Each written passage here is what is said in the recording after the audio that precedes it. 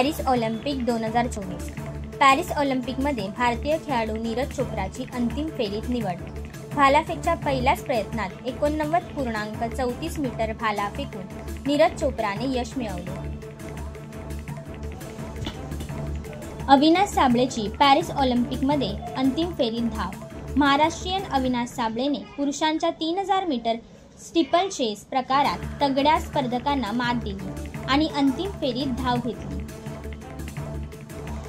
भारतीय आघाडी महिला कुस्तीपटू विनेश फोगाट हिने पॅरिस ऑलिम्पिक महिलांच्या 50 किलो वजनी गटात उपांत्य फेरी गाठली.